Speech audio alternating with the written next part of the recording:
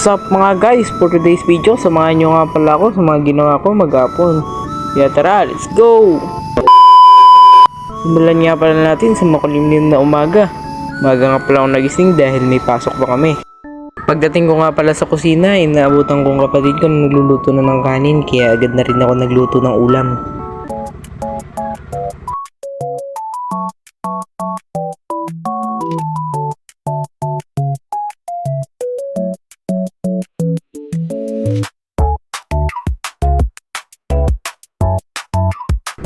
Pagkaluto nga pala ng ulam, agad na rin akong kumain.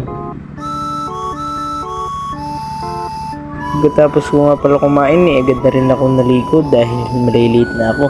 Pagkatapos ko nga pala maligo, agad na rin ako nagbihis.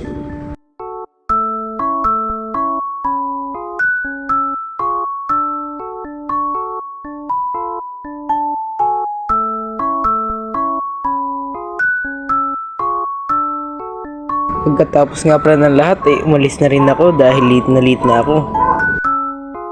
At talaga namang makulimlim pa rin ng kaulapan na parang uulan na. Kaya naman nagmadali na rin ako dahil wala pa akong payong nadala. At dito malapit na nga pala ako sa school. Dito late na nga pala ako, buti na lang may nakasabay pa akong dalawang estudyante. Hindi ko na nga pala kayo masasama sa pagpasok ko sa loob ng school namin dahil bawal magdala ng cellphone sa loob ng school.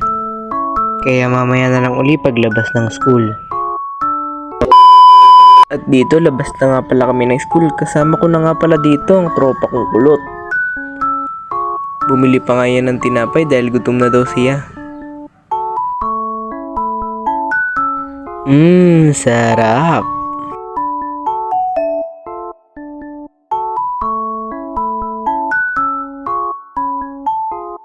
Pagdaan niya pala namin dito sa basketball court, may mga bata nang naglalaro.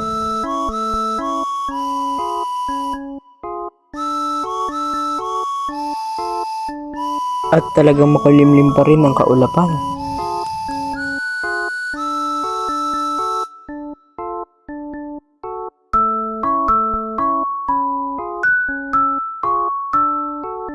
Di pa rin nga daw pala siya busog kaya bumili pa siya dito.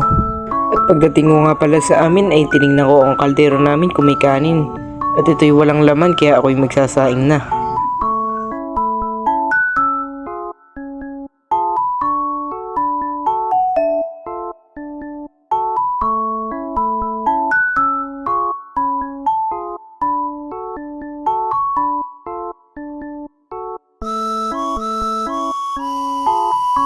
At pagkatapos nga pala magluto ng kanin ay nakita ko tong Argentina corned beef para ulamin mamaya. By the way, not is sponsored kaya Argentina, baka naman. Pagdating ko nga pala dito sa terrace namin ay nakita kong kapatid ko na naglalaro. Nagkabit nga lang pala ako dito ng DIY ring dahil gusto namin ang larong basketball. At dito hinamon na nga pala ako ng kapatid ko na maglaro daw kami ng basketball.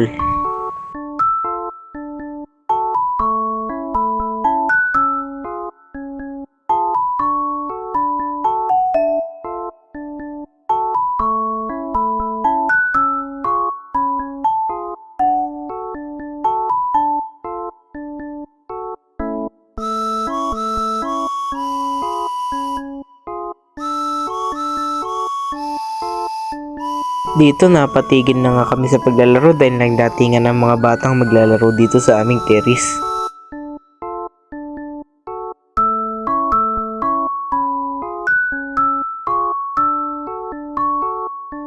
Tapos nga namin maglaro ay nagpunta na ako sa kusina para magluto ng aming ulam. Ano-ano nga lang palang pinaglalaho ko dyan sa corned beef para lalong sumarap.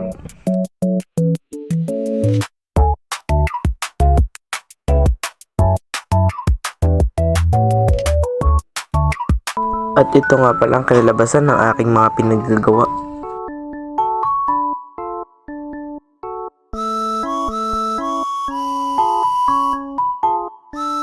Dito tinawagan ko na nga pala mga kapatid ko dahil kakain na.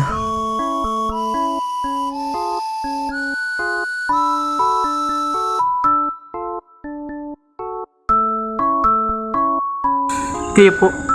Masarap. At dito talaga namang ubus na ubus lahat. Pati kaldero walang kalaman-laman. At hanggang dito na nga lang pala. Salamat sa inyong panonood. Paalam.